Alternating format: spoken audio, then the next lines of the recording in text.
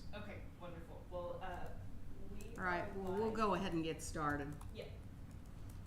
All right, I'm going to call the meeting to order. It is 6:02. Roll call. Dave Bench. Michael Hall. Michael Rhodes. Greg Demas. And Amy Rodnick. All right, at this time, do we have any public comments? And again, this is for addressing the commission for items not on the agenda. I don't see any members of the public here. Okay, consent agenda. Discussion and possible action on the minutes from the March 30 Planning and Zoning Commission meeting. Did everybody have a chance to read the minutes? Are there any changes, corrections? All right, I'll entertain a motion to approve them. I approve, motion that we approve the minutes from May 30th. All right, do we have a second? I'll second. Thank you. Is there any further discussion about the minutes? If not, all in favor, say aye. Aye. Any opposed? All right, motion carries. Next item on the agenda is discussion and possible action to elect a chair. Let me say I'm willing to do it for the next 6 months at least, because I don't think it's fair to new members to stick them with the job. So I will do it, but if somebody else wants to do it, I am happy to let them take over. I'm just going to go on the record to say thank you. And in 6 months, I'd be happy, really. I think this is the right approach. Okay, well, we need a motion. Generally to elect, Yeah. A motion to appoint or not, Well, I guess if I'm willing to do it and nobody else is willing to do it, it would be a motion for me to be the chair for the next 6 months. Yeah. I'll make a motion for you to be the chair as long as you like. But 6 months. Well, At we'll a just- minimum. Yeah, At a minimum. Yes. all right. Do we have a second? I second the motion. All right. Any further discussion? All in favor? Aye. I'll abstain. Okay. Moving right on, review of proposed comprehensive plan. City staff?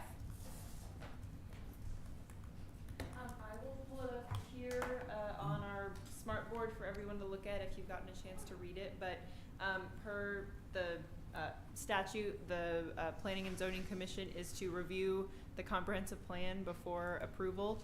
It says actually Planning and Zoning Commission or Planning Department, so we brought it here. That's why it's pretty vague on the agenda, just review. But I'm hoping you all had a chance to review over it already, and happy to hear your comments and pass those on to City Council. Do you all want to give us a summary, of the plan, just kind of your overall 500 feet above? We could probably go through.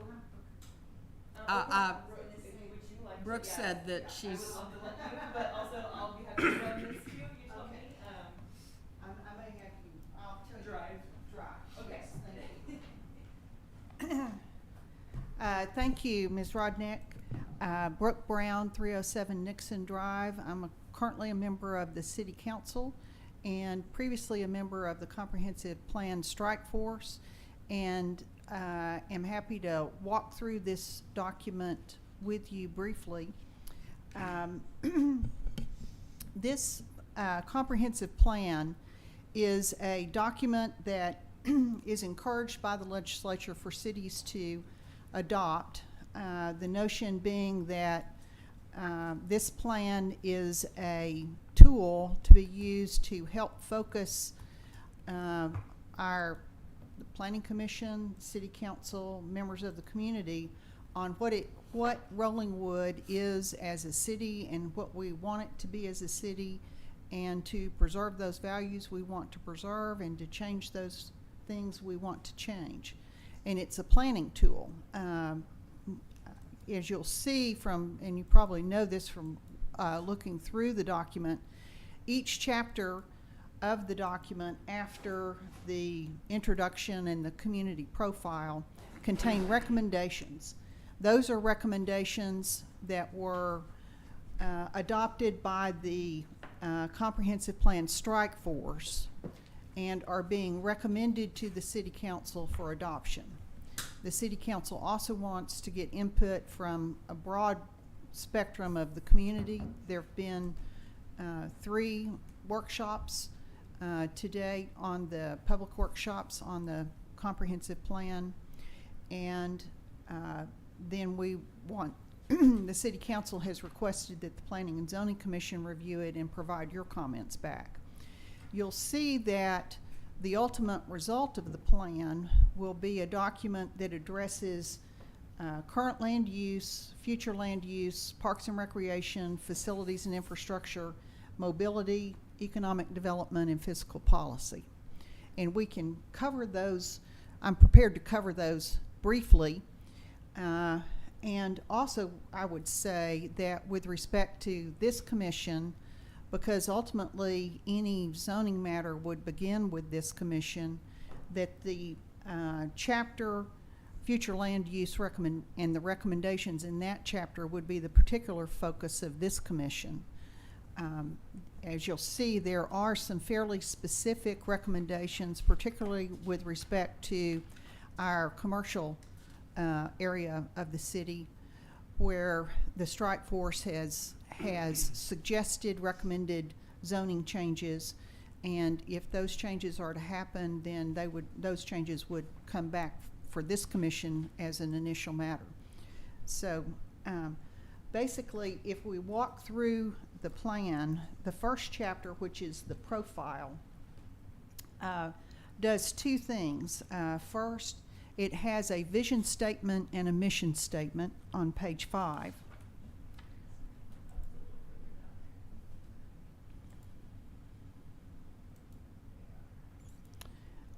And what is intended here is, like other types of planning tools, to develop a focus on what is Rolling Wood and what do we want it to be, what is it, what do we want it to be, and how do we get there. And so the vision statement is the statement of what is Rolling Wood and what do we want to preserve about it. It begins, preserve Rolling Wood's friendly community, neighborly character, natural resources, and high quality of life for current residents and future generations. And then the mission statement would be the means in which that goal is achieved. If you'll scroll down just, ensure the long-term sustainability of our community through careful financial planning, environmental stewardship, measured growth, excellent city services, and governance reflective of public input. So overall, those are the 2 kind of formative statements around which the other recommendations in the plan occur. So that's the goal, that's the means of getting to the goal, and the reason for having this portion of the plan in this chapter in the plan is kind of to get an assessment of where we are and where we want to go. So if you read through the first chapter of the plan, you'll see that there's demographic information, there's lots of numbers, there's assessment of how much commercial property you have versus residential property, those kinds of things that give us a handle on where we are currently. The next chapter, beginning at page 24, is the future land use chapter. This chapter addresses what the strike force is recommending with regard to changes in from current land use to future land use. And you'll see each chapter of the comprehensive plan has a quote, which is from the survey that was done by the comprehensive plan strike force, and then several key takeaways, which are the strike force's statement with respect to the importance of this chapter, what the strike force believed it had learned with respect to future land use, the key takeaways. So for future land use, there are 3 key takeaways. Rollingwood residents envision a walkable, tree-filled, connected neighborhood of single-family homes with easy access to local shops and restaurants. For residential properties, Rollingwood residents place great value on the low-density, single-family nature of the residential areas of our community and want to protect the small-town feel of the community. And then third, for commercial properties, Rollingwood residents support a renewal of the Bee Caves Road commercial corridor that focuses on retail and restaurants while protecting Rollingwood residents' quality of life and the properties of adjacent and nearby Rollingwood homeowners. So those were the goals that the strike force came up with respect to future land use. Then if we scroll to page 25, 25. These are the recommendations coming out of those key takeaways and action items, so to speak, for the council and for this commission in some respects. So for residential and commercial areas, the key recommendations are to review and, if necessary, create or strengthen city ordinances to protect Rollingwood's tree canopy in residential and commercial areas. We have a tree ordinance. There's some sense that we may need to review that and determine if it gives the protection that the community prefers for our trees. Second, create and encourage water-wise policies for landscaping in residential and commercial areas. As you'll see when we get to infrastructure, there are limitations with respect to Rollingwood's access to water, and being the kind of community it is with a lot of natural areas, this was reflective of the survey results that the strike force received. Third, review and consider methods to ameliorate additional future drainage and stormwater runoff, including additional drainage fees on new development. Again, there's been general recognition we have drainage problems. Let's address those, and that came out pretty clearly in the survey as well. Review and revise city ordinances to ensure that new developments pay the costs they impose on drainage infrastructure. So here again, as we develop in the commercial arena particularly, we want to make sure that those properties are not imposing costs on our residential communities and vice versa. If allowable, enact rules making it more difficult to upzone properties from a residential use to a more intensive non-residential use. So that recommendation came out of the survey as well, that the people of this community prize the single-family nature of this community. There's not a wish or desire to bring about more densely patterned forms of home ownership here. There's not a push for apartments or condos. Can you speak to what does "if allowable" means? What is that? If allowable, whether or not we as a city by state law can preclude that. And then with respect to residential recommendations, these are areas that the strike force believed would be appropriate for further work by the city.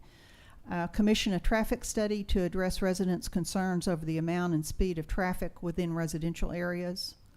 Look for ways to reduce cut-through traffic. Consider installation of crosswalks and pedestrian islands to permit the safe crossing of Rollingwood Drive near the park. Second, prohibit short-term rentals. Third, allow accessory dwelling units on residential lots. And that has generated some bit of discussion. Fourth, connect residential and commercial areas with a dedicated, safe pathway for pedestrians and bicyclists along Edge Grove Drive between Rollingwood Drive and Bee Caves Road. We have currently, as you know, there's a bike lane on either side of Edge Grove. The city has a right-of-way, I believe it's on the east side of Edge Grove, that might be developed for a bike path or a pedestrian walkway.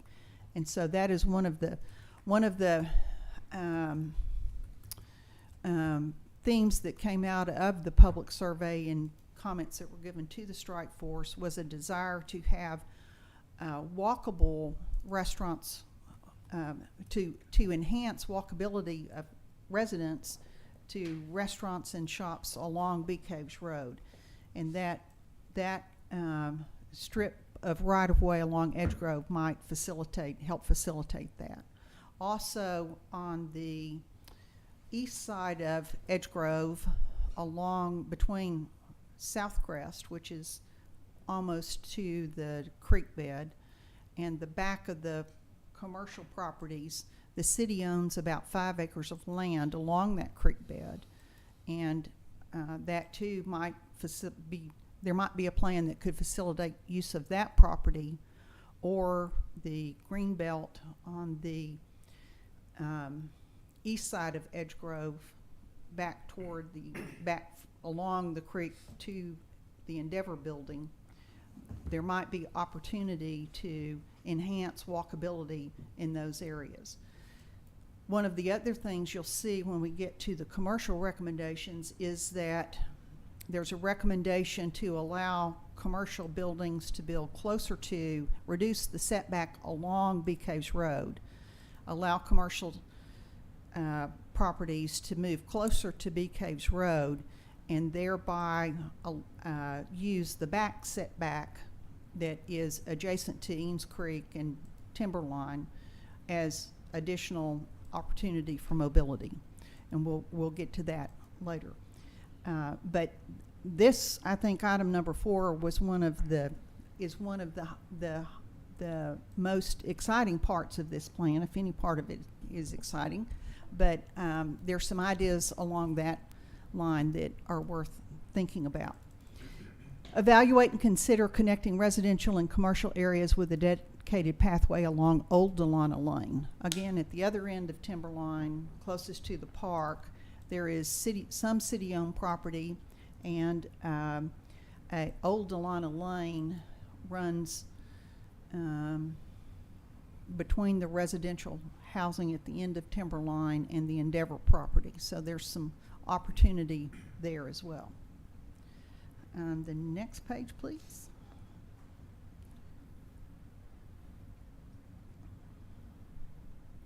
And these are the last 2 points in residential recommendations. Maintain standard and uniform setback and building rules on residential lots throughout Rollingwood, regardless of whether a residential lot borders a lot that is either non-residential or outside Rollingwood. So this again is an acknowledgement that the community prefers to maintain existing residential setbacks and to use those uniformly throughout the city for residential properties. Regulate, the last one, regulate estate lots as necessary to protect nearby and adjacent residential properties. From the survey results, there's not a desire to prevent a property owner from combining lots into what might be called an estate lot, and we have some of those already. But there is concern that those properties not overwhelm in scale or in setbacks the adjacent properties. So that's a balancing act there. Is the definition of estate lots generally that you are combining one or more lots? We haven't defined that in the plan. It is a term that was used in the survey, but not defined. So it is not technically It's not a technical term. It's not a term of art. Okay, and then for the commercial corridor recommendations, these were debated quite a bit within the strike force, and there was a desire to balance what might be developed on the properties that back up to timberline, so as to preserve the home feel for timberline residents, but also to go as far as we thought we could in allowing greater development of the commercial properties. So this is kind of the balance that the strike force came up with. Allow retail and office uses on all commercially zoned properties. Today we have two types of commercial zoning, one for retail and one for office. The C1 and C2, if you are reading through the zoning code, we think those two could be combined. There's not enough distinction in use or in impact to require two different types of commercial properties. And encourage restaurant development where a restaurant use would not create a nuisance for adjacent residential properties. So there's a great desire to have more restaurants within the Rollingwood community, and if you and the notion is that those can be developed without being a nuisance to nearby properties by having things like scrubbers on the air discharge. I'm not sure what the proper term is for that. And addressing parking and other issues that come with restaurant use. So that again would be a balancing act. Did anything around bars come up, or is that kind of included in the restaurant category? That's included in the restaurant category. I think it has to do with what percentage of your business is serving alcohol versus food to Yes. how you're classified, if I recall. Yes. Is that in the Rollingwood code or just TABC? I think TABC. Yeah. But there was no distinguishing There's no between the distinguish- two in that. I don't think in the code there's there's Okay. no No. difference. No. On the north side of residential Bee Caves Road, which is the side backing up to Timberline, limit development on commercially zoned lots to 2 stories and 30 feet in height. That is the current height restriction. On the south side of Bee Caves Road, limit development on commercially zoned lots to 3 stories or 45 feet in height. So it would allow another level of height on the south side of Bee Caves Road. How did the Endeavor project get built then? It's a PUD.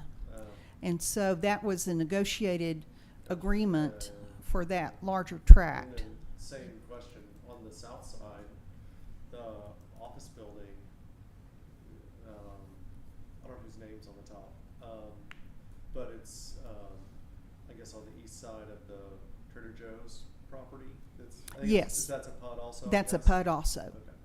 And there's one other property that we talked about quite a bit. If you know where the Arise Hospital is, that hospital does not border any Rollingwood residential community.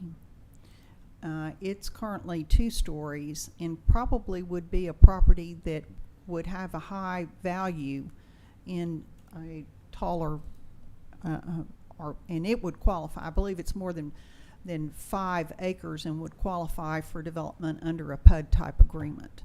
But that's a property that's kind of interesting too. If you go up to that property and take a look downtown, it's got beautiful downtown views. So, there's some opportunity there. And I think it's for sale now also. But Mira Vista has Yes. the third bullet, maintain current Rollingwood Drive frontage setbacks. That is the setbacks between commercial buildings and Rollingwood Drive. If you, across from McDonald's, there are 3 or 4 commercial buildings that are adjacent to Rollingwood Drive. So this would be, we would be maintaining the setbacks for those buildings from Rollingwood Drive. they are adjacent to property along South Crest, and some along Rollingwood Drive. Then the fourth bullet, prohibit clearing of native vegetation within the FEMA floodplain on commercially zoned properties. And so the notion here is that a developer, let's say behind Chinatown or behind any of those properties that are adjacent to Chinatown, the FEMA floodplain runs along Dry Creek, and the native vegetation would be, it forms a green belt between the commercial property and the residential property on Timberline. Native vegetation, using that term, it is sort of a term of art. It would preserve whatever is native, but allow the clearing of invasive plant species. And there's quite a bit of that along that area. And you'll see as we get further along, there's other landscaping that would be tied to properties along that part of the creek. Work with stakeholders to envision and create a safer pedestrian crossing of Bee Caves Road at Edgegrove Drive. Long-term vision, build a pedestrian bridge across Bee Caves Road within Rollingwood. This is another area where there's a lot of interest from the community to be able to walk over to the Trader Joe's area, to walk to the, they believe it, if there were greater residential access,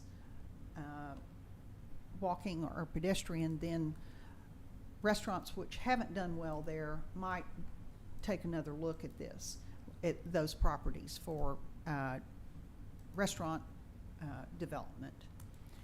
We would have to get, that would have to be a part of whatever is done along Rollingwood Drive, along Bee Caves Road with TxDOT. So that's a long-term idea, but it's included because it seemed important. Replace current setbacks between commercially zoned properties and residentially zoned properties with a 75-foot setback measured from the edge of any residentially zoned lot to the edge of any building on any commercially zoned lot. The clearing of native vegetation shall be prohibited in this 75-foot setback. So again, we're talking about what happens along the creek between the north side of Rollingwood Drive and Timberline. That currently is a 100-foot setback. So this would reduce the setback, allowing greater development of the commercial lots, but maintain the native vegetation along that creek. The clearing of, in addition, the city should require replanting of previously cleared spaces within the 75-foot setback between the edge of any residentially zoned lot and the edge of any building on any commercially zoned lot. There are some, there is one situation where there was clear cutting along that creek, and we would like to, the recommendation would be that that be restored to the extent it might be restored with a new development. Would that be the opposite of putting like a greenbelt area down there next to the creek, or is it in conflict with that idea, or would that be supportive of the idea? This is a particular situation near the on the west end of the Palisades building. If you notice, that building has the on the east side of that building there is a clear-cut lot. You'll see staggered embankments, and that was improperly clear-cut before the current owner bought the Palisades. And so there are residential lots that come right up to the edge of that property, and so this is an attempt to give some cover where it doesn't, buffer where it doesn't exist currently because of previous improper actions. This was 20 years ago or more, but that is the only place where that has happened, where the clear cutting had happened. Okay, so, if there were a push to put some sort of like a walking area down near the creek, this really wouldn't affect any of that? No. This is to, it's a steeply sloped area, and doesn't have that, on paper, it's supposed to be a setback, but it doesn't exist there currently. So does this mean you wanna have that existing building, you want that revegetated, or is that only No. as subject to new development? If it were redeveloped. Okay. And you'll see if that building were to be redeveloped in its current configuration, that would be allowed as well. It's just if there is a plan to redevelop that entire tract, then there would need to be accommodation done to the adjoining residential lots. Reduce the number of ingress and egress points on Bee Caves Road. Eliminate any existing code provisions that require driveway on every commercially zoned lot. This would allow, and I think there's another bullet point on this same topic that would allow commercial owners to have joint access to their commercial operation and not require separate access in every case.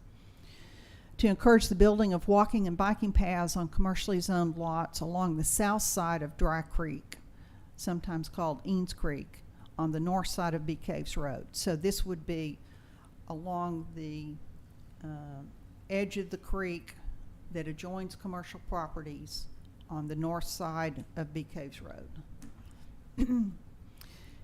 In enforcement, as you'll see, there are some incentives that are tied to an allowable increase in impervious cover and in setbacks if certain incentives are adopted by the developer. And so if that happens, we want extra enforcement provisions in our code so that the city can require an as-built survey as a part of its final permitting process, and certificate, and tie those commitments also to the certificate of occupancy. So in the event that those commitments that allowed a lesser setback and a greater impervious cover were given to a developer, we could enforce the developer's commitment back to the city with regard to its side of the bargain. In addition, the city should exercise its full discretion and employ all means to enforce all development rules regulating commercially zoned lots. So this is just a reminder that if we adopt an incentive plan, we want to also have the ability to enforce it. Modify development standards as necessary based on the following recommendations. The front setback for commercial properties along the north side of Bee Cave Road be reduced from the current 25-foot setback to a 5-foot setback where the developer has agreed to 1, contribute any required right-of-way to TxDOT, 2, implement a landscaping plan including appropriate irrigation and maintenance that provides native species shade trees along sidewalks and rear lot pedestrian paths. So reducing the setback from 25 feet to 5 feet is a pretty big give. That 5 feet won't be right up against the curb on Bee Caves Road because TxDOT also has a right-of-way along there. So this would be the TxDOT, the property owner would have would not be able to develop in the TxDOT right-of-way or within this 5 feet. So probably it'll be about 15 feet. Allowing in total between the road and the edge of the buildable commercial property. My limited experience with TxDOT is they want nothing in their right of way. Yes. No trees. Right. No nothing. So is that achievable? The 5 foot setback would be where those trees would have to be. So put a tree in 5 Well, you don't know what's gonna be on the TxDOT side, so there, the sidewalk might not be the full TxDOT right of way. Yeah. So,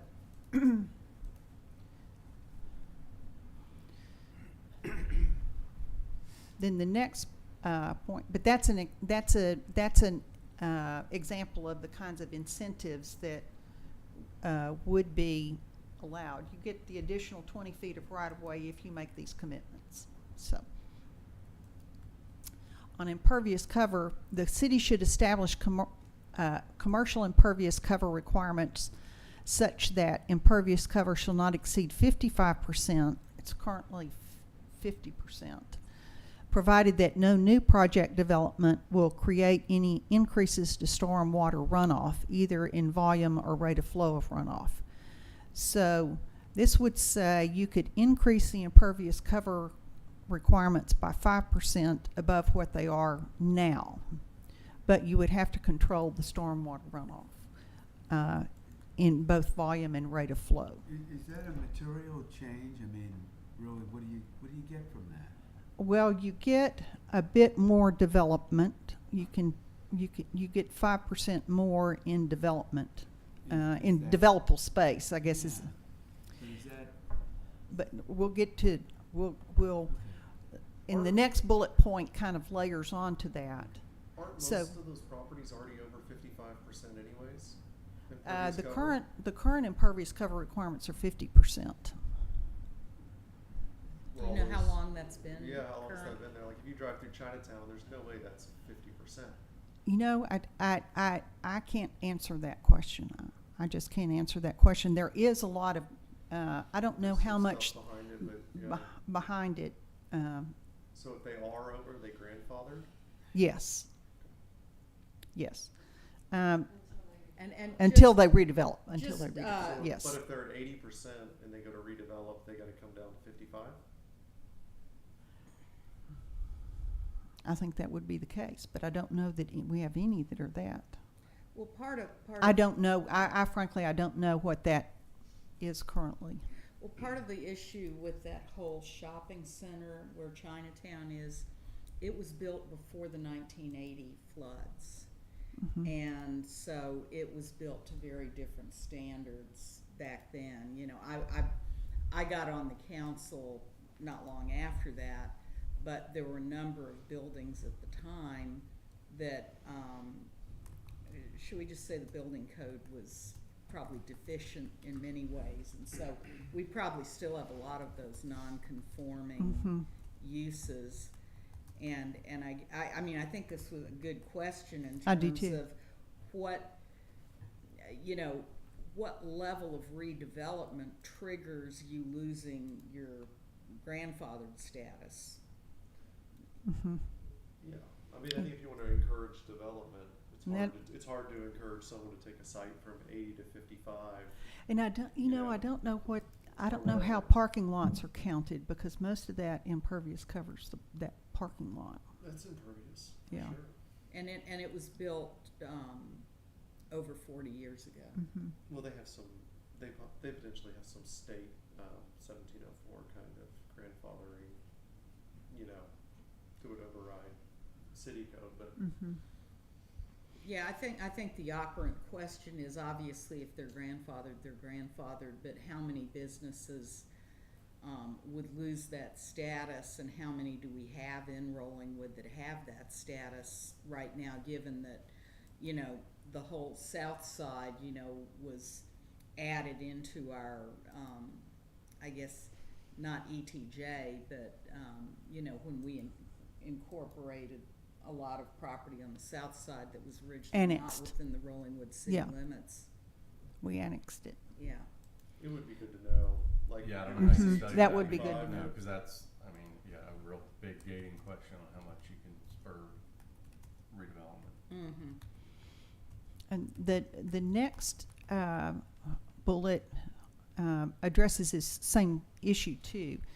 Incentives. The development code should incentivize permanent low-impact development practices such as rainwater harvesting, bioretention, rain gardens, green roofs, infiltration and filter strips, conservation landscaping using native plants and trees that promote the area's natural habitat, including bird, bee, and butterfly-friendly plants, and natural area preservation over and above the required greenbelt setbacks by development of a schedule of impervious cover limit increases up to an additional 10% for the use of such practices, where, and we've got a little glitch there, where there are no incentives to, no increases to stormwater runoff either in volume or rate of flow, meaning any increase in the runoff would have to be retained and dealt with on the property. The site plan meets all TCEQ best management practices for water quality and meets the design elements described below. So then there are further design elements. So if you undertook this plan, you could get an additional 10% of impervious cover limit. Could we consider increasing the 10%? Like, because you look at those very few of those properties have any stormwater management. Right. So. And that costs us too.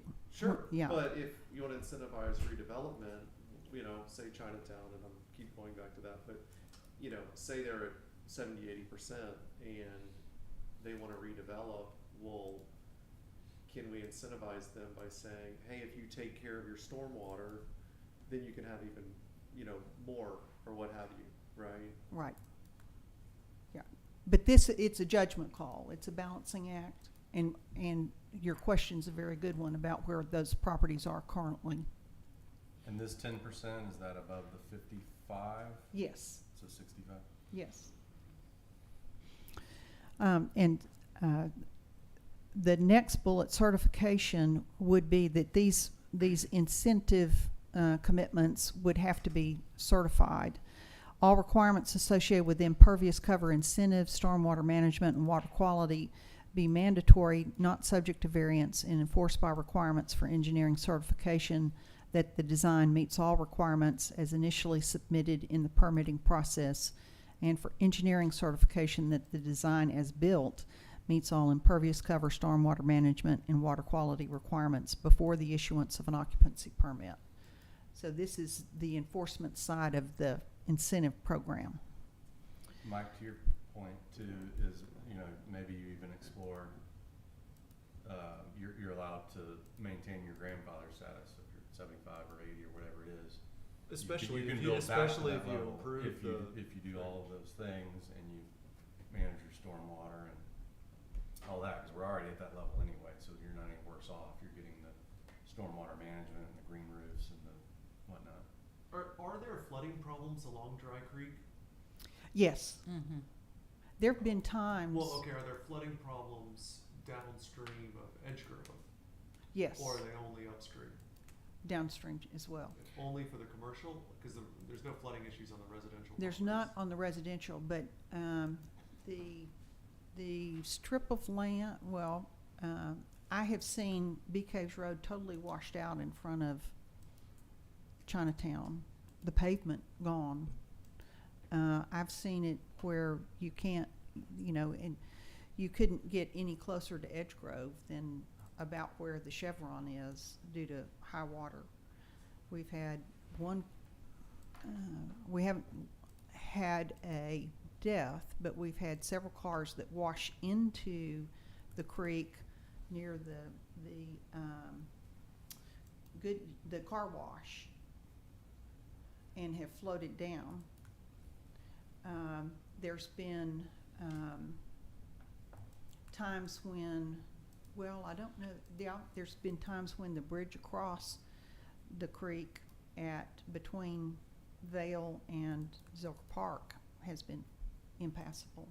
Well, and I can remember the Memorial Day floods, because that was, actually was 1981, and there was tremendous damage done by those floods to that whole Chinatown shopping center. Chinatown flooded out. Yeah. Or whatever it was back then. I guess it was Chinatown I then. think it was Chinatown then too, yeah. He's And- over 88 and- at some point. Yeah. Also, there is a retention pond now that wasn't there then, that's by the Endeavor Mhm. property, so that will hold some water. but, Is that designed just for their property? Or is it- no, no, it is, as I understand, and I may not be right about this, Tom Farrell would be the one to ask. But as I understand, our contract with the city of Austin for discharge of water, that facility is also used as a retention pond for discharge of water.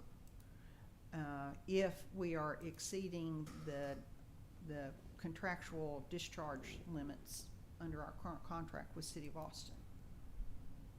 But doesn't that creek collect drainage from areas outside of Runoff? Well, this would be in a flood situation, that retaining pond is gonna carry more than just,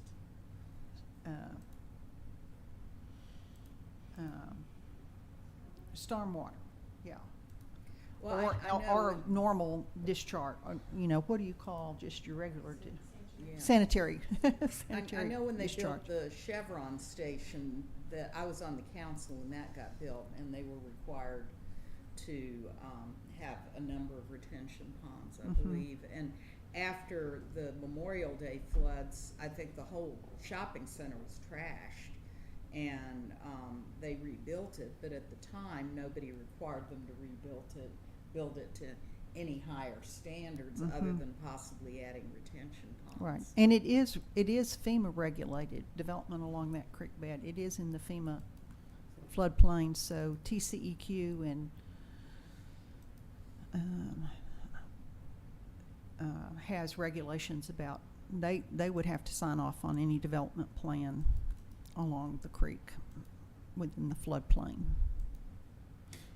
Has there been a regional, like, drainage analysis? Cause like in the city of Austin, if you're building close to Town Lake, Mm-hmm, they actually don't want you to build detention ponds because the theory goes that they want that water to escape into the lake quickly so that the upstream flows, when they get there, they're not all releasing at the same time, and they actually think that's better.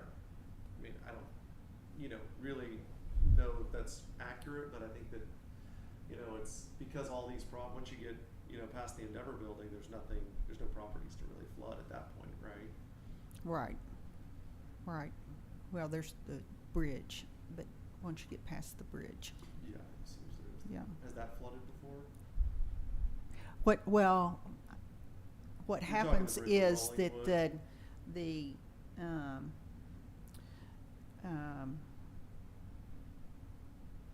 holes where the water flow, there's curves on either side of the bridge, and the holes where the water is to flow, from the surface is to flow through into the creek bed get clogged up.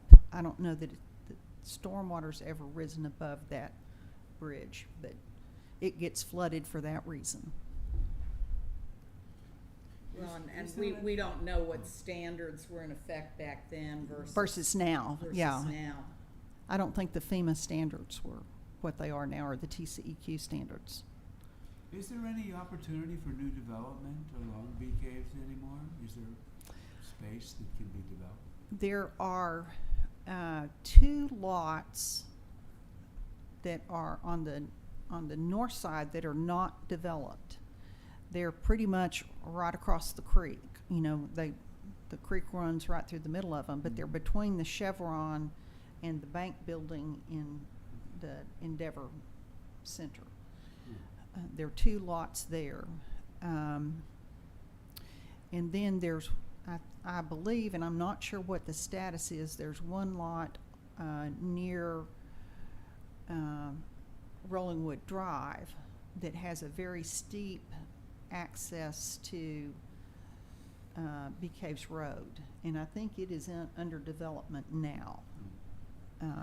But there's some opportunity, it's really more redevelopment than vacant lots. There may be a vacant lot or 2 on the south side as well.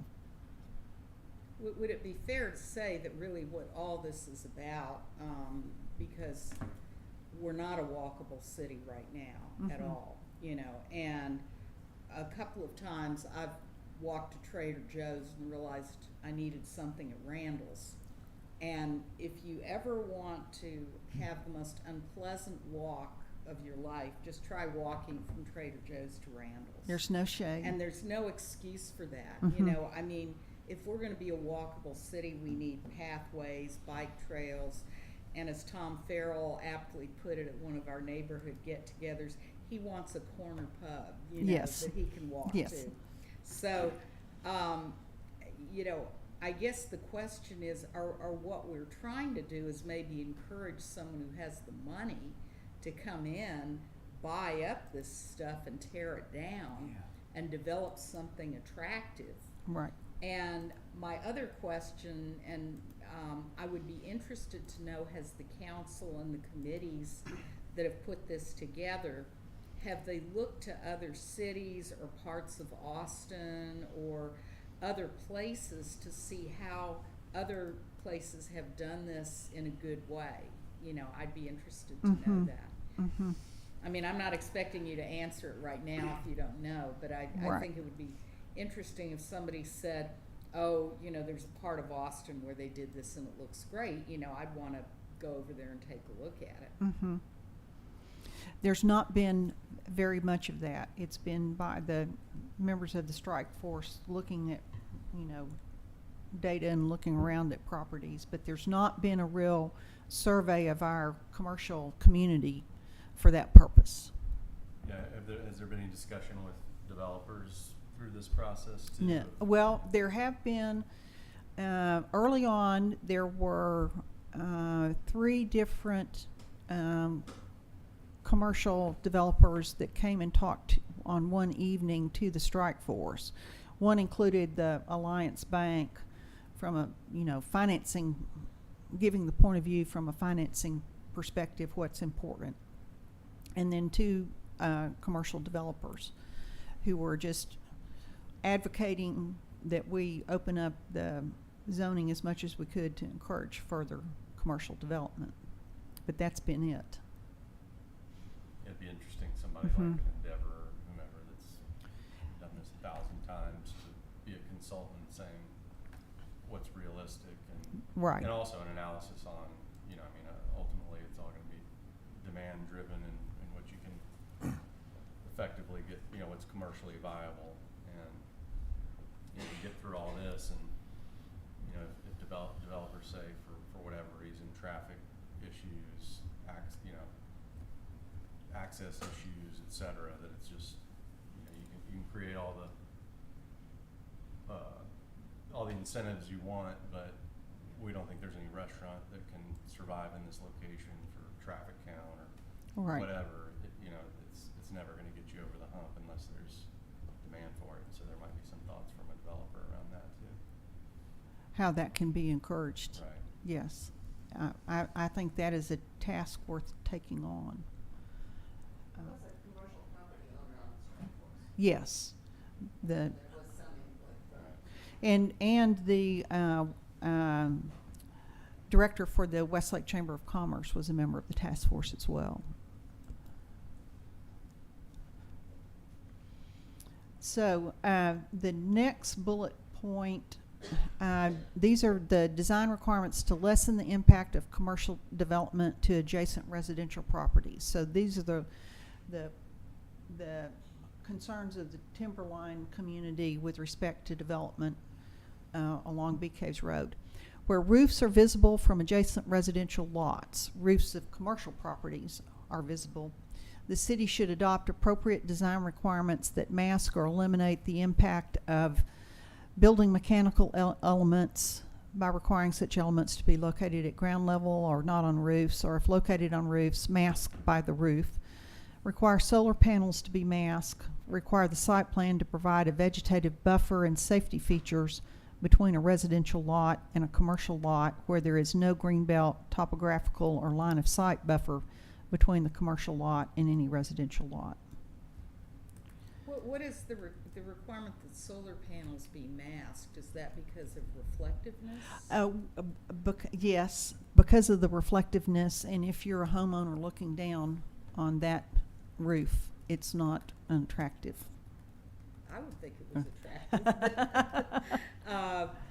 But There are you ways know, to do that, I'm told, but I Yeah, can't I- recite what they are. What, yeah, I mean, there's a lot of technology that's coming on board, including, roofing shingles that are little Mhm. solar panels apparently, but, And there's a lot of, there are more roofs now that are angled. There's a rabbit hopping along behind the tree. Yes. That's cool. I've never seen a rabbit there.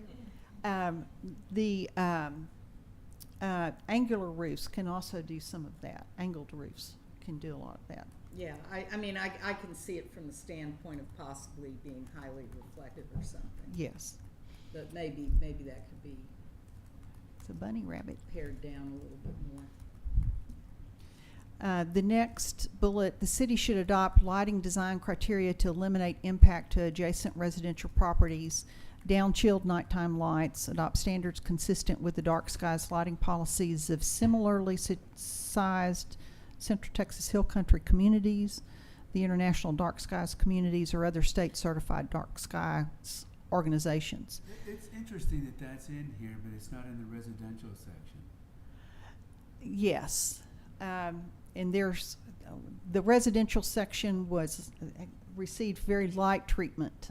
There were limitations on that by the previous council on what could be proposed with respect to residential properties. So that, It's a that good may, comment. That, That's funny. yes. because we've got some huge houses going up right now in Rollingwood, and a lot of them have like 30 lights on them. And they're, You know, and they and shine we're not right doing on, they're anything. exactly the opposite of this. Yes, Right. Directly exactly. upwards, Yeah. you know. Right. It's a nice looking house, yeah, it's great. Yes. But as far as dark sky compliance or even Mm-hmm. complimenting, you know, it's really We're at ground zero kinda on that. weird. Yes. Well, it's a very great aspirational Mhm. statement, but I agree with what Dave said. You know, we've got a lot of large. You know, we used to be a community of smaller ranch homes, and now we're, you know, I mean, there's 6 lots that I've counted within a block of my house now where these mega mansions are going up, and most of them are going to have excessive lighting, in my opinion, and it would be nice to see what could be done to regulate Right. that. Is it allowed to be considered to be added into the residential Yes. portion? Yes. There is an opportunity for a supplement. Yes. Right, okay. And those are the kinds of comments the council would, Yeah, it's happening all around like to hear. us, you know, Yes. there's, you know. I think that would be a good Yeah. comment to take back to the council. Right, we're in migration season right now. And I think that goes all the way through June, and it's too bad, you know, whenever we talk about the environmental interest here as part of the vision, that this isn't considered part of what residents, I'll bet most residents would happily comply. yes. I'll bet.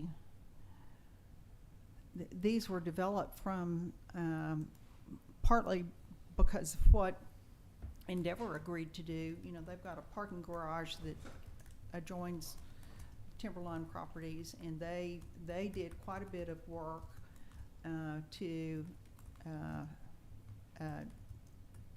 vent down their lighting in the parking lot, which is required if you have a high-rise parking lot. You don't want that dark at night. But they did it in a way that the neighbors have been satisfied with what they've done. And then there's also been some lighting by the bank over behind Trader Joe's or down the street from Trader Joe's. That bank sits pretty high, and it also has a lot of nighttime lighting around it for security purposes, but they've been able to work that out too. So the input on this and the dark skies lighting is that there are lots of ways to do that and be in compliance, and it's not really a cost issue. There are a number of technologies that can be used, so it's not any more expensive than traditional lighting. Well, I was in Santa Fe this last weekend, and we were, you know, we have a place close to the plaza, and there I was very struck by the lighting that they had. You know, they apparently are doing some dark sky work there. And the city street lights, you could barely see them, but they were able to shine on the streets so that Mhm. you had some level of security. So I think there are a lot of technological advances, and maybe the city could look into some of that a little bit more, you know, and actually specify what's allowable. I Right. was gonna ask, is there anything in here with regards to city street lighting? I believe that the city street lighting is already dark skies compatible.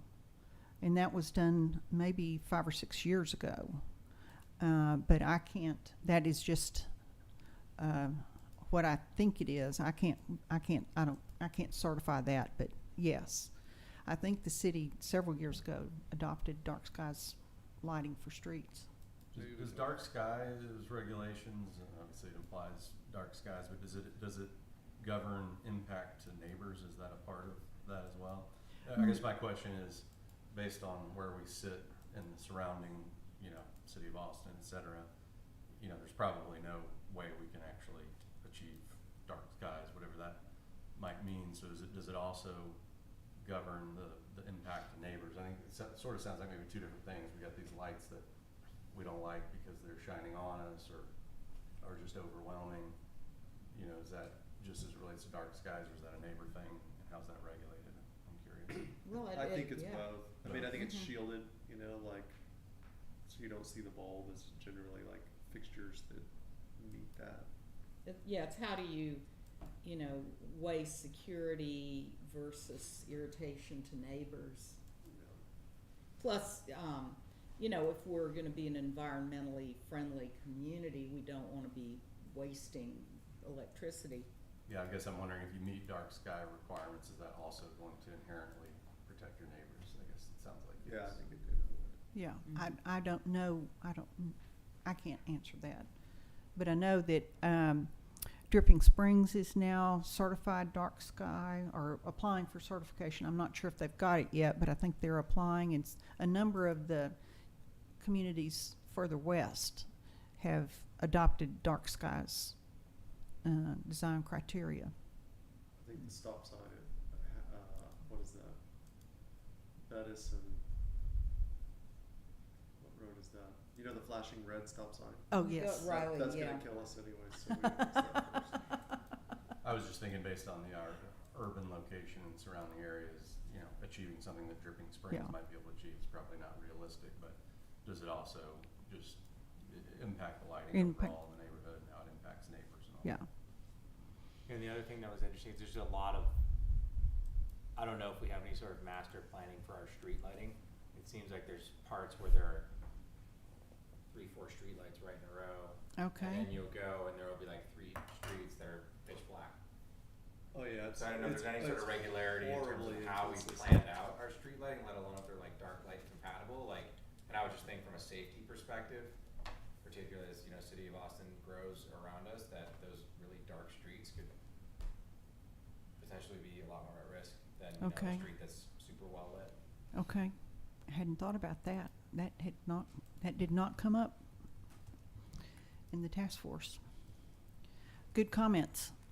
I'm making a list, and I will, if you want me to, I'll be your recording secretary and send these back to Amy and have her circulate them so that they become this commission's work. Are we gonna talk about ADUs again? Well, Are we- I do have one other question. It's circling back to something you mentioned earlier, which was incorporating both retail and office into one commercial Okay. zoning category. And I'll be honest, that concerns me a lot. Okay. Because at least, you know, there are probably parts of Rollingwood where that would be fine because they're not located very close to residential areas. But when I first moved here, we lived at 8 South Peak, and right behind us was a developer who was going to build an office building 20 feet from our lot line with windows that went right into our backyard. And I started researching what we had as a building code at that time, and that was before word processors, where people typed up ordinances on IBM Selectrics, and as they got replaced, a big stack started piling up of all the old ordinances and the replacements, and you had to read them all to figure out what was what, because they weren't even codified. And it was a disaster. And all we had was residential and commercial, so anybody could have built a 7-Eleven in my back, Yes, 20 feet from my backyard. okay. And that lot is a good example of where a retail business would be completely inappropriate, and it needs to be zoned office. And there are probably other examples around Rollingwood besides that one, but that one's a good one. And because I'm a lawyer and I threatened to sue, I got the developer to work with me and build something that, he created a bigger setback, and we worked together and got it worked out. But, not everybody who has that happen is a lawyer, and can do what I did.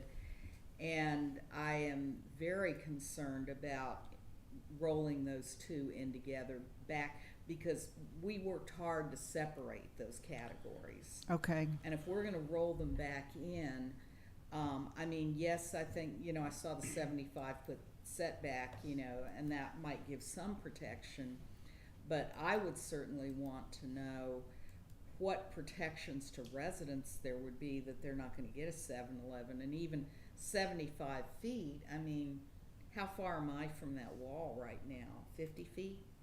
You could have a bar right there, with outdoor tables, So, and one of my kids lives in the North Loop area and owns a house that backs up onto North Loop and a couple of bars. And I can tell you hear quite a bit of noise from those at night. Yeah. So, I am definitely in favor of more restaurants and maybe the right kinds of bars, and having a walkable city where people can go have a couple of drinks and then not have to get in the car. But I would advise everybody to be very careful about that category, because I remember what it was like when we Okay. had commercial and residential before, and the residents were at risk. that's good to know. Yeah. That's good to know. Well, we do have a 10 o'clock closing time Mm-hmm. requirement for our commercial We do, We do? Mm-hmm. Mm-hmm. for all commercial properties. Mm-hmm. There goes the bar. Oh, I don't know. We're all getting so old, We'll be done by 10. Yeah, I don't think they're gonna develop the bar just for the Rollingwood residents. I feel like Tom it's Farrell wants It's probably that. a bigger plan. Tom Farrell wants that neighborhood pub, I can tell you that. Okay, well, Okay. no, I appreciate you making note of these I will. things. I was just Oh, looking though, every commercial property backs up to residential, Well, basically. it does, but except I mean- on the north side of BK. But if you've Yeah. got a jewelry store, that's not gonna bother anybody, but we all do like having the restaurants, and that kind of commercial development, because if you're gonna be a walkable city, we can't ever be Boston or San Francisco, but we sure, Rollingwood, our commercial district was so unattractive and so haphazard. And I think the people that built Mira Vista, tried to make something that was a little more attractive and nice, but all along Bee Caves Road, it is just, this is what you see when you have improper zoning and haphazard development. And back when a lot of this was built, we had only volunteers. Mm-hmm. We didn't have paid staff, paid building inspectors, So we're kind of reaping the fruits of that now, when a lot of us would like to see something really, really nice along Mhm. Bee Caves Road, and some sidewalks and walking trails and bike lanes and things Right. like that. And, maybe it's so expensive it'll never happen, I don't know. But is that one of the major goals of everything that we put in place here, is to have it be a lot more walkable? Like, A what are lot the more key things walkable. that we really want, right? Is walkable with shaded sidewalks, closer storefronts, all of that, right? Right. As opposed to setback, kind of strip mall type of a Mhm. feel, correct? Right. Shared parking, yes. Well, maybe less parking if we could all. Yeah, I was gonna Walk ask over. about You know, parking, is I- there, I mean, we're gonna keep the exercise to parking get there. regulations, or is there any incentives to reduce parking if you do some of these other things? You know, we did not get down into the details that far. That would be, we did not get down into, you know, what could be put on the property. We talked about that. But we did not, address parking requirements. You also have to come back to the viability again, you know, there's no business, the city's not big enough to support many businesses on our own without through traffic and whatnot, so Right. that's a challenge. But if it were a much more attractive area, you know, for through traffic, I think more people would stop. But I mean, if Chinatown wanted to have outdoor seating and wanted to put tables out in that parking Mhm. lot, that's not going to be nearly as appealing as if you have a nice creek, you know, and tables Back, yeah. overlooking something like that. You know, yeah, quieter It's a and shame away that from. PUD, but I think that Endeavor thing was so old, but if you could have somehow incorporated that and used their parking structure for, you know, and then walk from there to other businesses along the creek, something like that, but I don't know if there's. Oh, a good any option architect for that. it's- might be able to do Yeah, that. or maybe you Right. could build something over the creek, you know. Right. And one area of discussion within the task force was whether today, the code today requires a minimum of 5 acres to do a PUD. And so there were some on the task force that wanted to reduce that. And then there were others, including myself, that said, well, if we want to encourage joint use, let's keep it at 5 acres so that, you know, larger, more comprehensive developments are encouraged rather than 5 acre PUDs. So that's worthy of thought and comment as well. Assuming we were able to develop some sort of attractive walkable place, is there anything of similar characteristics in Westlake? I don't think there is. I don't think there is I think in that would be a Westlake. natural thing for a lot of the Westlake Right. population to wanna go Right. to as opposed to City of Austin. Right, and to, you know, for the, you could envision, something like what the, Tiny Boxwoods Milk and Cookies has done on 35th on Bee Caves Road, Right. where the parking is interior to the building complex, you know, it's, and it's attractive, and people go there because it's an attractive spot. But, you know, that would be something that would be great, you know, and maybe somebody will want to do a trailer park, you know, a nice food truck park, not trailer park, food truck park. But, you know, those are ideas that we're trying to encourage. And I believe that there's a level of interest in retail because of the incomes of the surrounding community. I know Julian Gold, a very nice ladies shop, is moving from Sixth Street to the Collective Home, where the furniture store was, up by Trader Joe's. Hmm. That's the rumor I've heard. I think that's still, yeah. So that will be a magnet for other retail. Well, and as I would Austin hope. gets more expensive, we're still probably a little bit cheaper out here, and Yeah, right, you know, right. Okay, could be an appeal. let's work on through this. I The- had one more question. Okay. Can you explain the change in the setback and the logic behind that from 100 feet to 75 feet? It was, what would be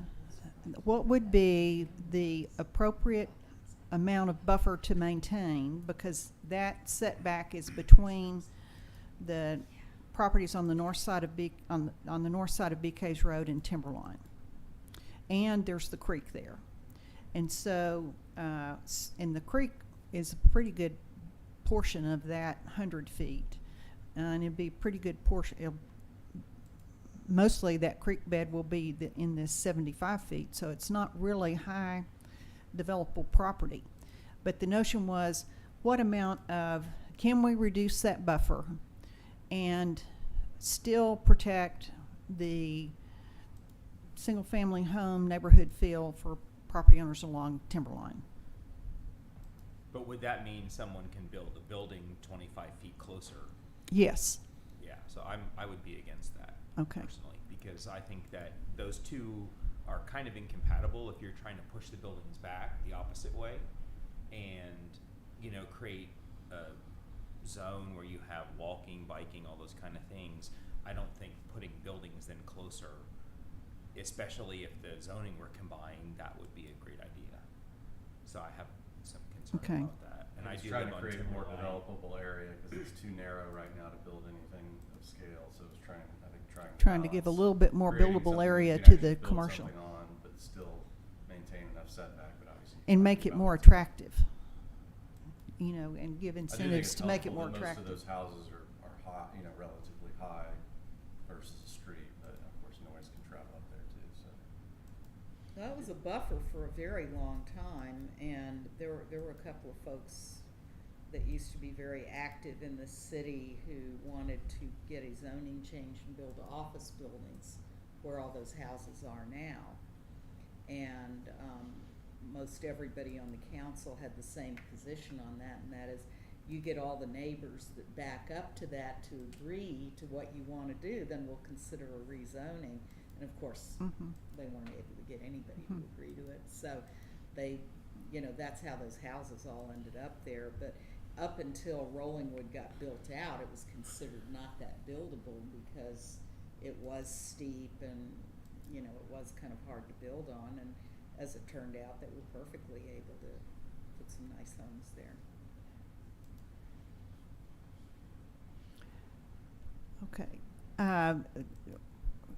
Landscaping, shade, and setback incentives required that landscaping within the setback along Big Caves Road includes sufficient trees to shade sidewalks and pedestrian paths. I guess we've covered that. Yeah. A little bit stronger tree protection, preserve heritage trees. That requires replacement of heritage trees with trees of the same species and having the same total caliper inches. So you couldn't replace an oak with a ash or an elm. You'd have to replace it with an oak. Are cedar elms currently protected?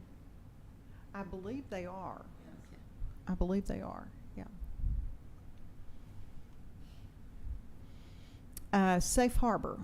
This is the protection, you know, what you can do with if you're if you have an existing property. The city should permit renovation and, if necessary, rebuilding of existing structures on commercially zoned lots, provided that such renovation or rebuilding was in compliance with all city ordinances at the time it was built and is limited to the footprint of the existing structure. That kind of puts the kibosh on an awful lot of what was already discussed as far as redevelopment goes. It seems like there's a lot of incentive there to achieve safe harbor, it seems like. Yeah.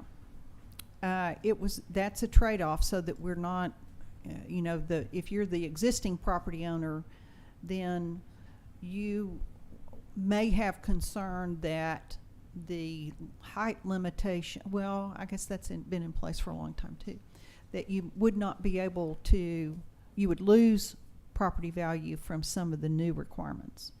But this would maintain this was designed to allow you to rebuild, let's say the Palisades. That was the main example here. The Palisades could rebuild on its current footprint. Or Chinatown to the extent that Or was, say it's Chinatown. 75% impervious coverage, to Mike's point. Right. They could just rebuild what's there, forget about all the other stuff that we just talked Yeah. about with green roofs and whatnot. I So like that's that. I a think very that- tricky balance, because if you say that you lose your safe harbor, Right. the odds of that being redeveloped are extremely low. and you want it to be redeveloped, but Yeah. That puts all the risk on Yeah. the developer. Yeah, is that really a good idea to put that paragraph in there? I mean, that could be, put that in the back pocket as opposed to being in the comprehensive plan.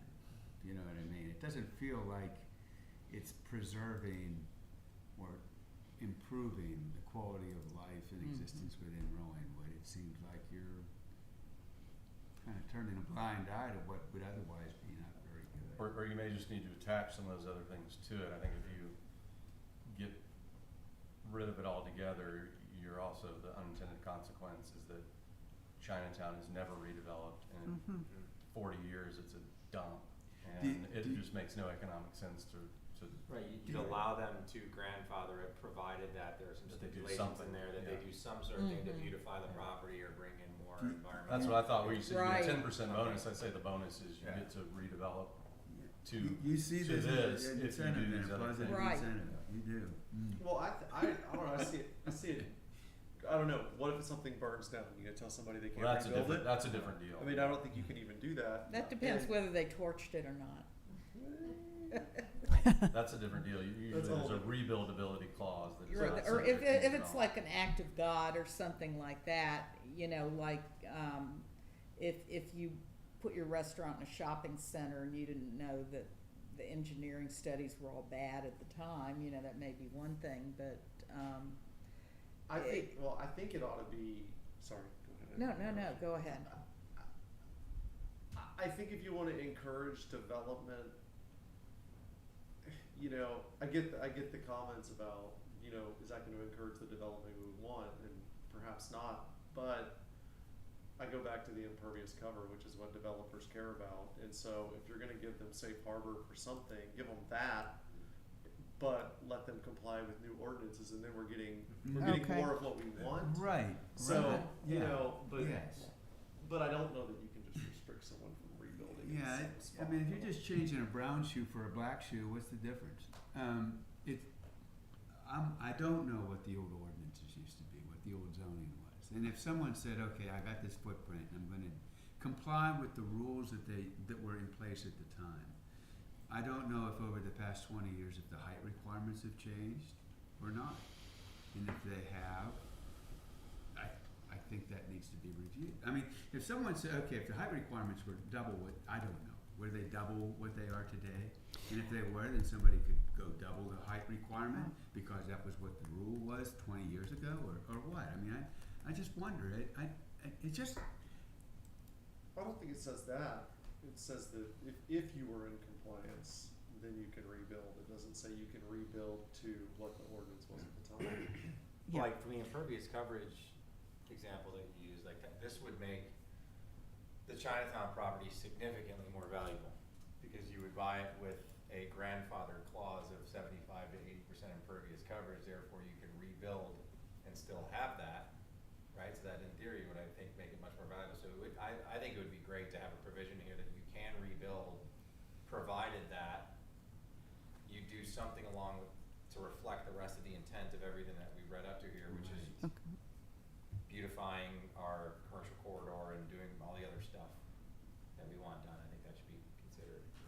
Okay. I think that's redevelop a new project. So almost every city or every experience I've run into, if you're rebuilding due to a casualty, and it's specific to that, you generally are able to rebuild. Like if it to burns what down or was. something. If it burns down and Yeah. you're just rebuilding it, that's not, you didn't make that decision. If you're gonna redevelop, then there's a different set of requirements. That makes sense.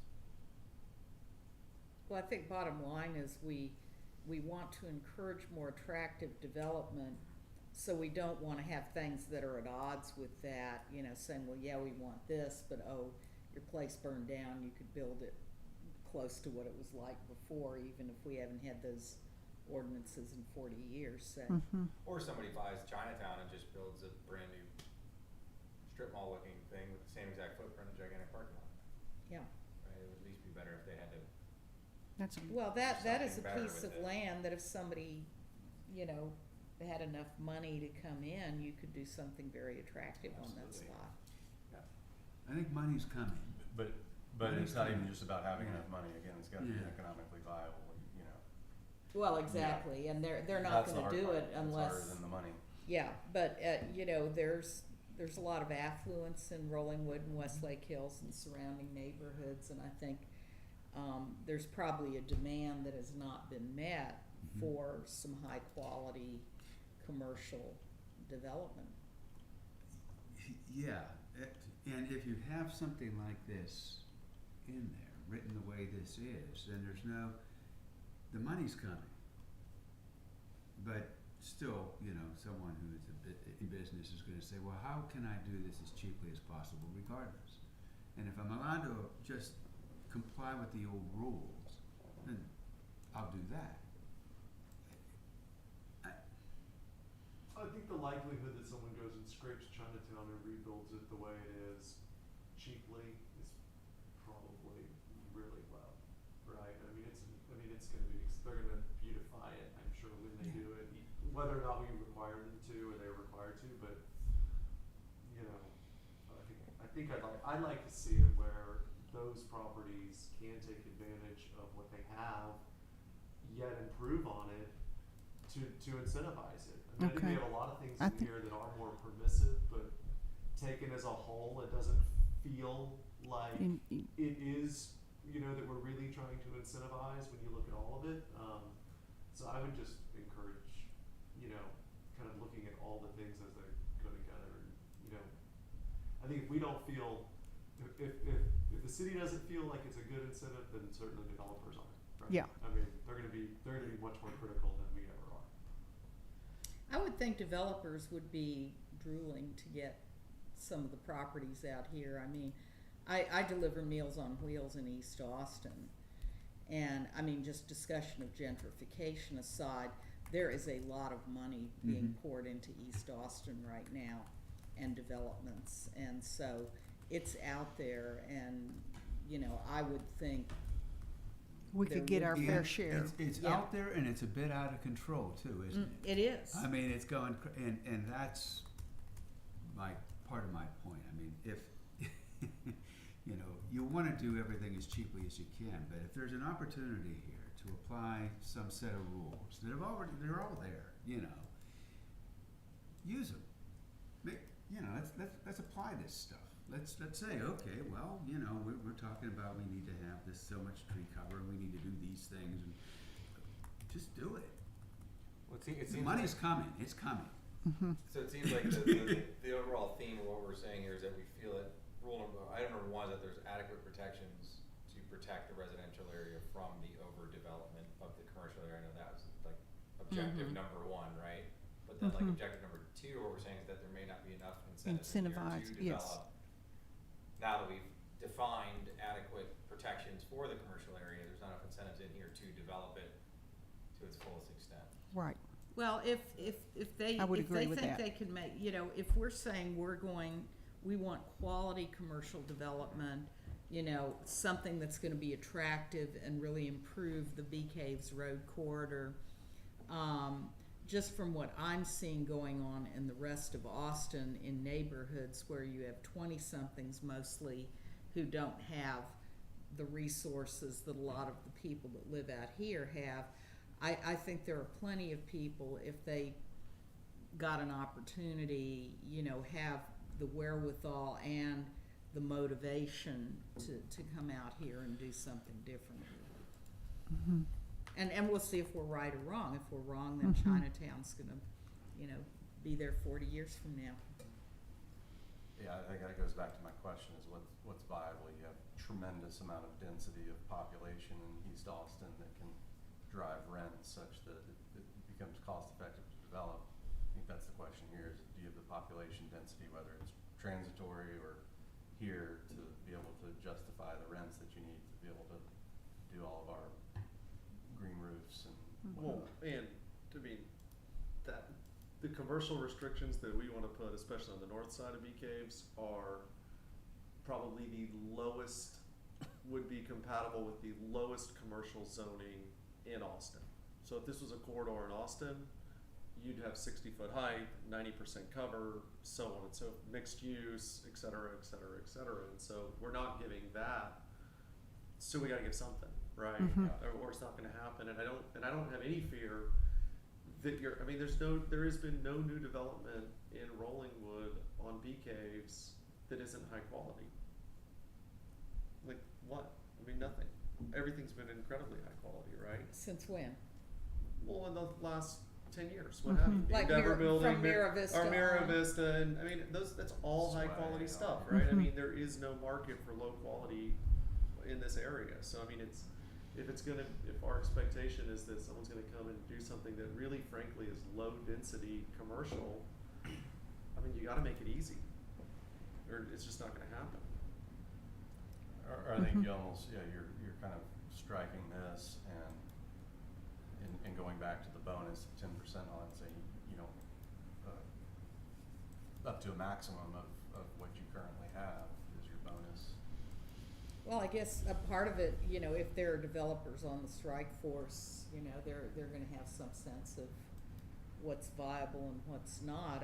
I think we've got what we've got right now. We're already kind of built up along North Bee Caves Road, and it's very unattractive. And so, you know, we've got oil change places and crappy office buildings, and so if we're gonna make it nicer, let's put it, you know, in place what we want to see, and either those buildings are going to stay there or somebody's going to come in and say, I can make this work.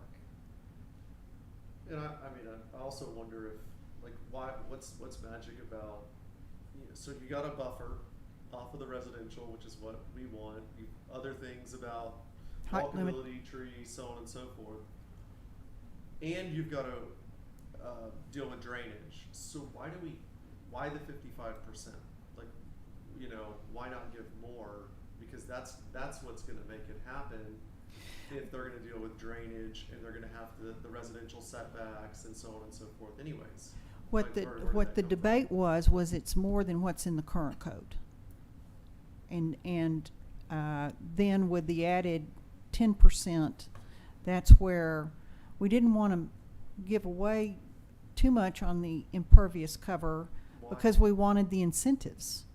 So we tagged the additional 10% to the incentives. And maybe you tag it to all of any percentage above what it is currently, the incentives. Why don't we just give them But 80% there's- cover and make the incentives mandatory? I mean, that would do better to stimulate development.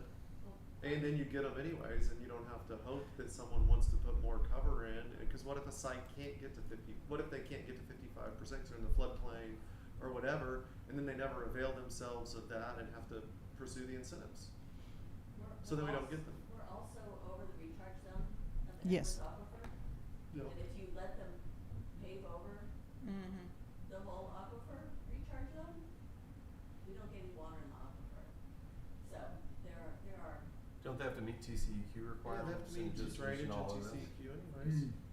TCEQ doesn't deal with recharge. They only deal with runoff. yeah. I just, you know, we talked about that there are maybe 2 or 3 lots available for new development, and then we have, everything else would be redevelopment. And what this says, to me, the safe harbor business, is that whatever redevelopment that comes is gonna take advantage of the old rules. Period. There's not gonna be any incentive to do all the nice things that's being talked about. And I would, if I were gonna buy a piece of property and I was gonna build something or rebuild something, I would take advantage of whatever the easiest thing to do would be, Okay. not the new stuff. I just don't see the point of this. I will note the concern. and I want to note Yes. that our I'm gonna- council member has probably been on her feet for an hour and a half answering our questions at this point. So, I've done this for a living for a while. so I think, Not a how problem. much more time do you think you need to Well, get through it right I think now? we need to move. I think these are all good questions. That this is the best feedback we've gotten on the comprehensive plan through all of the meetings that we've had. So I encourage y'all to continue this debate. But if we want to get out of here soon. By 8 o'clock, let's Yeah, say. okay. Then I think what we need to do is, let's go to the next page, and I think we're in the next chapter. So, the following chapters address things this commission might not be as concerned about, but as a commission, but residents of the community are very concerned. Can I say one last comment on the last thing? Another thought that maybe we think about is in terms of bonuses and whatever those bonuses may be, is maybe the bonuses are enhanced if you're building retail specifically. That's, I mean, a big part of this too is trying to generate sales tax revenue, right? Exactly. So we don't necessarily want to make all the same accommodations for somebody to build an office that we generate no revenue from. We'll give you additional bonuses, whatever those may be, if it's sales tax generating development. And there's, I don't know if that's legal. well, I think that is a good point. There are offsetting considerations. You know, sales tax is going to fluctuate. Property tax is going to continue to. Well, the retail is going to pay property tax. Yes, they will pay And property sales tax, and offices also pay. We get a fair amount of personal property tax from office buildings, especially the medical community personal property. So it's not, retail is not the bonus. I mean, sales tax is not always the bonus that it's made out to be. Okay. That's been a common Yeah. theme people have talked about in front of Yeah. us for a while. That's why It's I a- don't know the analysis on it. Yeah, I guess we should be thoughtful about trying to spur the types of development that right. generate the most revenue, whatever It's- that may it's be. looked Maybe at- it's medical, yeah. It's looked at as less reliable source of revenue than property tax for bond purposes because of its fluctuation. So anyway, that Yeah, just a maybe note. try to create a note. medical district, Yeah, you know, it's- yeah. Okay. The next chapter, Parks and Recreation. Basically, the task force didn't adopt the park master plan, but identified the park master plan as what the community has said on park planning. And so we didn't go beyond the park master plan in this report. The next chapter, if we go to page 35, so I'll urge you to read it, but it's basically the park master plan. Mobility and connectivity, this is about streets, paths, bike paths, and other ways of getting around. This should be page 35. Okay. Somehow that's not looking like it's the beginning of the chapter.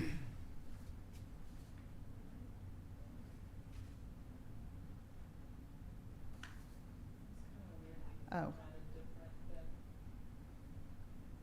I see what this is. This incorporates some of the survey. If we go to page 38, that will get the recommendations related to mobility.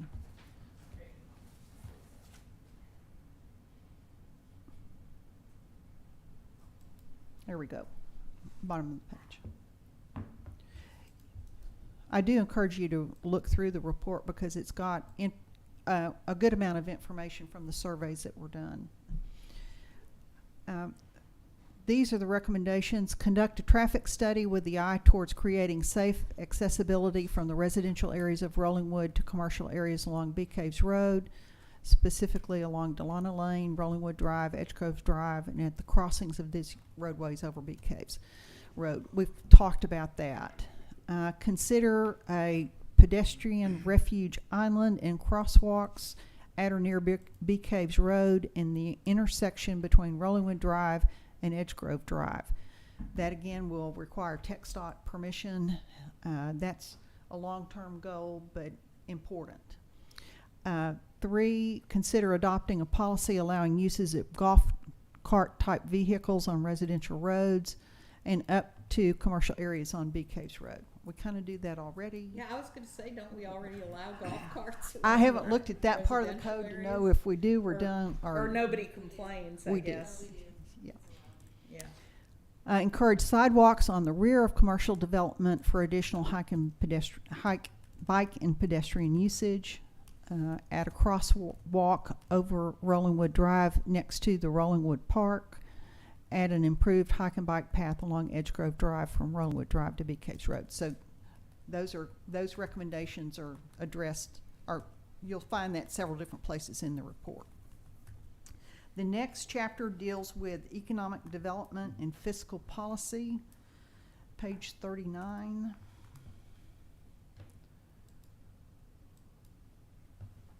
The quote here was important. Rollingwood projects should be funded primarily by use of revenue from property sales and commercial taxes, all long-term bond borrowing for infrastructure to be citizen approved, no short-term notes issued without taxpayer approval. So this is a view toward how we're going to policies that reflect the surveys with respect to any kind of additional long-term debt. And if you go to the recommendations, yes. Do you think that Or policy page 42. is more a result of debt aversion, or the fact that if we tax our citizens as opposed to issuing bonds, then our residents can deduct that from their income taxes? We've had a discussion about that in the past, I know. Not They anymore. don't talk about it anymore. Well, you can't deduct it You in. get limited to $10,000. Way over that. Yeah. Time ago. Yeah, that's right, the Yeah. 2018 law. Yeah, back in the old days, it was okay. Yeah, now you're right, that did away with that. I try to forget that. Yes. So, There was a hesitation to allow. can you scroll that up? Yeah. Incur debt without having the voters' opportunity to give it a thumbs up or a thumbs down. Right. Does that overly hamstring the city in case of emergency, or we're healthy enough that there would be no such emergency that would require that? What emergency? Yes, how big the emergency Well, is. no, no, There are several things that are being done. I can generally describe them. We're creating sinking fund, what I would call a sinking, not a true sinking fund, but a reserve fund for water and wastewater and for streets. So that over time, this is a fund it's a couple $100,000 for each, as I understand it now,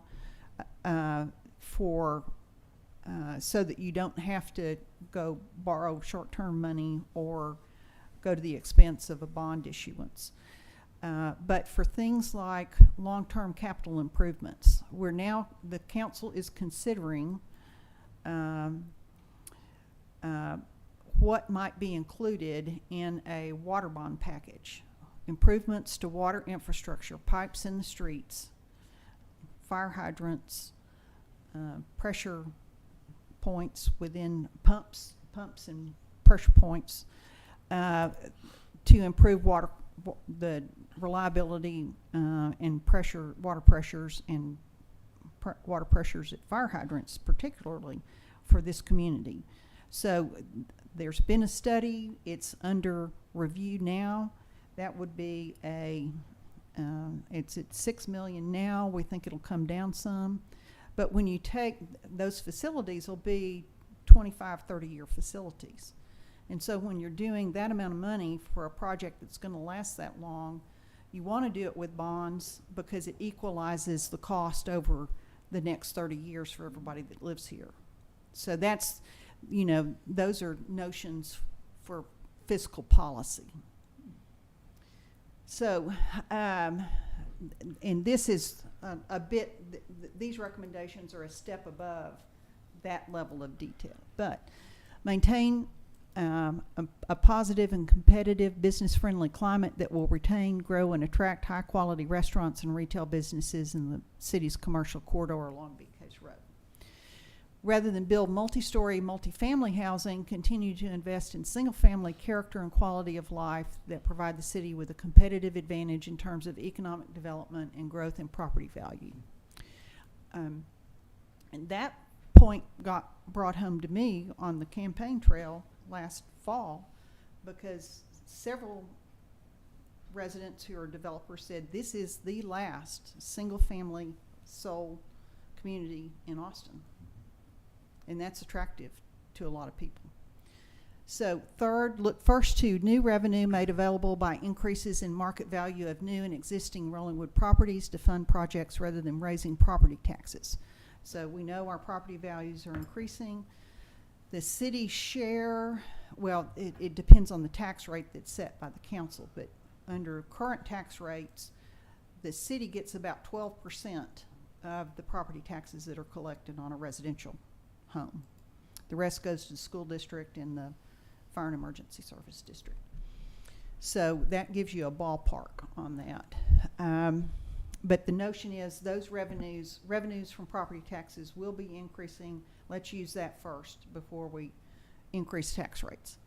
Isn't there some sort of law or legislation where the total tax revenue for a district can't increase more than 3.5% without voter approval? I don't know if that applies to us, and it applies to certain jurisdictions. I don't know if it's city. There is a limit, and it used to be 8%, I think it, well, For without- cities our without size. election, without an election. Yeah. Yes. And I don't remember what it's been changed to, but if there is new construction, so new value that's added to that is not a part of that limit.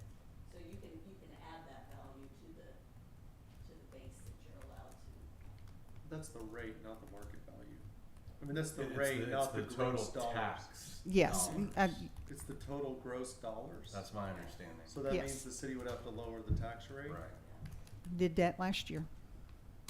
But new There was- development, so, but that's a good question. So what if there's a lot assessed at $1 million, or not a lot, a house that's torn down, rebuilt, it's obviously gonna be worth a lot more. Do you know if do you get credit for sort of the incremental new valuation above what it was previously valued for?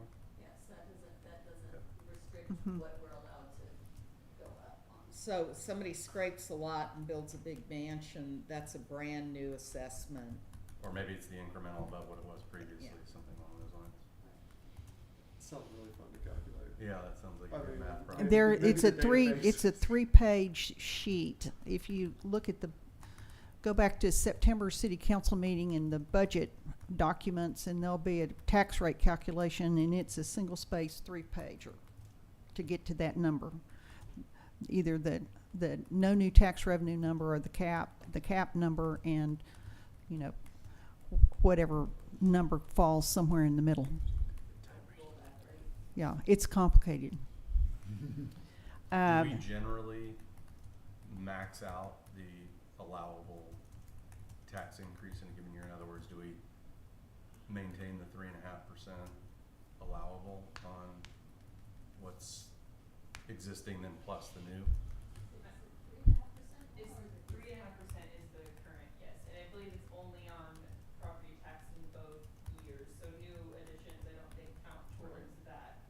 New value doesn't count towards your 3.5% increase. What I understand from last year's budget, and I only have this in mind for last year, is that the property value increases were great enough that the council could lower the tax rate to some degree, yet still achieve about $500,000 more than the previous budget, if that gives you Right. some sense of it. So you can lower the tax rate, get your 3.5% on Right. existing, and get your bonus of all the new. Right. So we're not maxing out at I think the year before, during the pandemic, the council did max out, did go to the maximum level before a vote would be required. But last year, they actually did not. reduced the rate a I little feel bit. like, well, that's Yeah. out of my purview. I feel like we should, I mean, it's such a small percentage of, I mean, we're all, tax is just gonna be awful impact, but the percentage of the city is so small relative, I mean, 12% is so small, it feels like we should be, with all of the things, aging infrastructure, et cetera, it feels like we should be maxing that out kind of every year, honestly. And the 3.5% is a gross dollar amount on a property that wasn't redeveloped, annual increase It's in the taxes. total, no, it's a citywide thing, so it's, the aggregate. last aggregate. year we collected $1 million from what was existing on the tax rolls, and this year we can collect 3.5% more in total tax revenue from that. So if the values went up 10%, your tax rate has to come down. It's, Yeah. Charlie, correct us, it's 3.5% plus any increment of new value. Plus, yeah, is that right? Yes. Of like Okay. redeveloped or newly built homes. Yeah. Right, yeah. And it takes about 2 years, once the home's built, if it wasn't finished and on the tax rolls as of January 1, Right. then it doesn't, you don't get that It's a value till catch-up. the next January 1. So there can be a pretty good gap. And in that interim, you've lost the tax on the house that got torn down. But in some So- cases too, you have a spec house, so there's no homestead exemption, so you also get a bonus of Yeah. Yeah, on that. it doesn't immediately flow. Right. Number 4, explore to the greatest extent possible third-party sources of funds, including state and federal funds, to assist in financing of infrastructure projects. There could be some money out there. There could be some new infrastructure plan, federal infrastructure plan money, and the notion is that we need to task ourselves to find that money if it's out there and use it for infrastructure. 5, require voter approval for any new debt. There's some kinds of debt under state law that doesn't require voter approval, but the recommendation is that we go to our citizens and seek voter approval. Develop a fiscal policy that balances use of tax funds between annual expenses and long-term project funding. So thinking about property taxes, most cities have some kind of financial benchmark that this much of property tax will be used for O&M and this much of property tax will be used to fund capital projects. And that's what number 6 is addressed to. We don't have a fiscal policy like that now? No. Huh. It's debated, but there's not an actual policy on that. Okay. So then the next set of recommendations is implementation. Yeah. Page 42. And it should be the beginning of the implementation.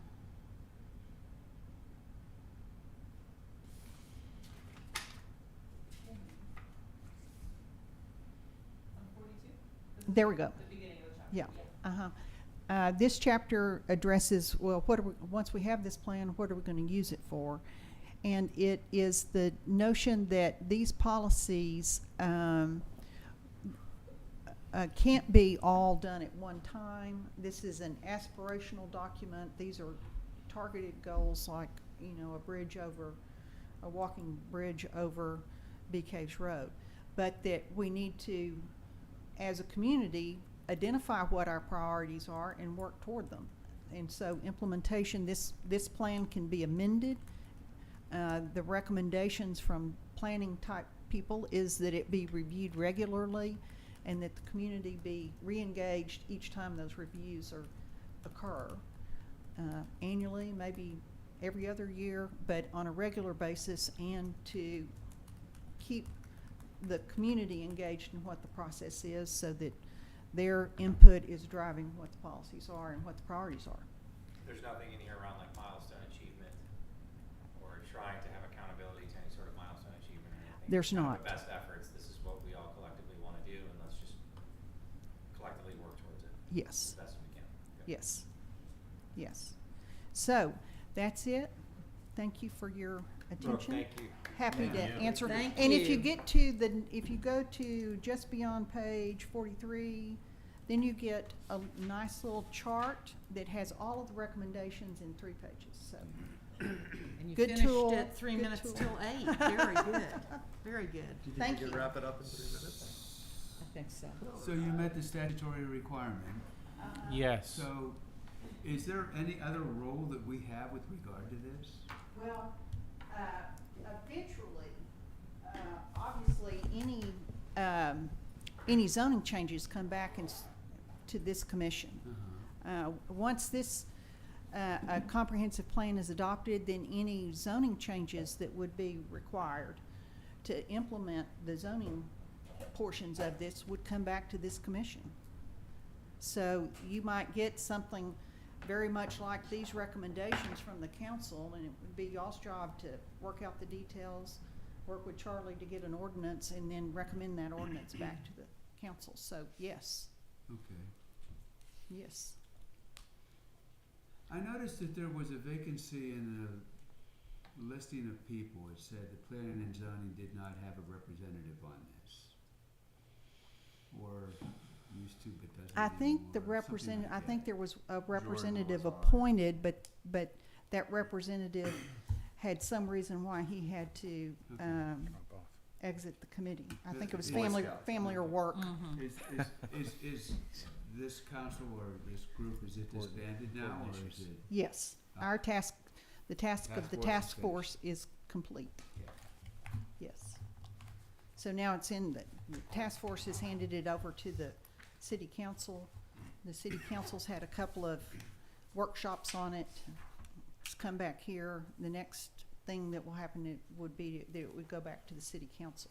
And what I'll try to do, I'll write up what I heard tonight and send it to Amy and have Amy, she can wordsmith it and circulate it to y'all, and if y'all wanna send it to the council would welcome it. I assume you have my email address. Send it through Ashley, yes. Are Okay. there any more workshops happening, or are they finished? They are finished, although the council has not yet set a date for when it's gonna consider adoption of the comprehensive plan. Well, I hope you all, as things change, can come back and keep us apprised of how it's going. And thank you for We your, are your liaisons. yes, and I know, and very good ones. So, you know, I'm pleased both of you are our liaisons, and thank you for your time tonight. And does anybody else have any further questions before we adjourn? No. All right, we are adjourning this meeting at 8:00. 7:59. To be exact. Well, my watch